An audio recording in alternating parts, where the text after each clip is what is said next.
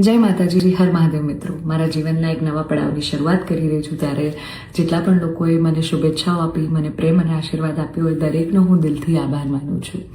રહી વાત કે મારા સગપણને લઈને છેલ્લા ઘણા સમયથી મીડિયામાં અનેક તર્ક વિતર્ક, અનેક ચર્ચાઓ ચાલી રહી છે, જેને લઈને હું અત્યાર સુધી મૌન હતી, કારણ કે વાત મારા સુધી સીમિત હતી. પણ વાત જ્યારે હવે મારા પરિવાર પર છે, મારા પિતા પર છે, ત્યારે એક દીકરી તરીકે હવે મારાથી સહન નથી થતું અને મને લાગ્યું કે હવે આજે મારે બોલવું પડશે.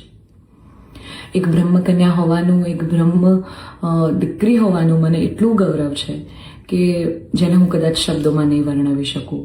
પરંતુ કહેવાતા સભ્ય અને મોડર્ન સમાજમાં જ્યારે અમુક 2-4 અસામાજિક તત્વો છે જે લોકો અત્યારે પણ દીકરીઓ માટેના રૂલ્સ અને રેગ્યુલેશન નક્કી કરશે કે દીકરીઓનું લિમિટ ક્યાં સુધી હોવી જોઈએ, દીકરીઓને ફ્લાય કરવા માટે પાંખો મળી છે, એને વીંજવાની અને એને કાપવાની વાતો છે. આ બધી દીકરીઓ અત્યારે તેજસ જેવી પ્લેનો ઉડાઈ રહી છે, યુદ્ધ કરી રહી છે, રણ મેદાનમાં છે, સંસદમાં છે, વિજ્ઞાન અને ટેકનોલોજીમાં છે. હમણાં ઓપરેશન સિંદૂર જે થયું એમાં 2 દીકરીઓએ લીડ લઈને આપણને પૂરા દેશને ગૌરવ અપાવ્યું.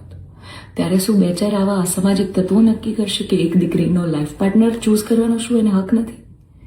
હું બહુ નસીબદાર છું કે મને એવો પરિવાર ને એવા પિતા મળ્યા છે જે મારી ખુશીમાં ખુશ થાય છે અને મારા નિર્ણયને જે મેં હરખે વધાવી લીધો છે. હું તમામ બ્રહ્મ શક્તિઓ, સમજણી અને શિક્ષિત જે લોકો છે, બાકીના લોકોના મગજમાં નહીં ઉતરે કદાચ આ વાત, પણ જે લોકો શિક્ષિત છે, સમજુ છે, એ લોકોને હું નમ્ર વિનંતી કરું છું કે આવા 2-4 જે અસામાજિક તત્વો છે ને, કે જે દીકરીઓની પાંખોને કાપવાની વાતો કરી રહ્યા છે, પ્લીઝ એને સમાજમાંથી દૂર કરો, નકર આપણો સમાજ ક્યાંયનો નહીં રહે.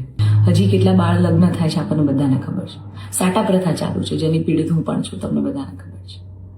દીકરીઓના પૈસા લેવામાં આવે છે. અલા, દીકરીઓને તમે ઘૂંઘટામાં રાખો છો અને તમે એમ કહો છો કે અમે દીકરીઓનું સારું કહેવા માંગીએ છીએ. બ્રહ્મ શક્તિઓને, બ્રહ્મ આગેવાનોને નિવેદન કરું છું, આજીજી કરું છું કે આવા અસામાજિક તત્વોને સમાજમાંથી હટાવો. જેટલા પણ લોકો હવે મારા પરિવાર વિરુદ્ધ કંઈ પણ પોસ્ટિંગ કરશે, કમેન્ટ કરશે, એમના વિરુદ્ધ હું કાયદેસરના પગલાં લઈશ.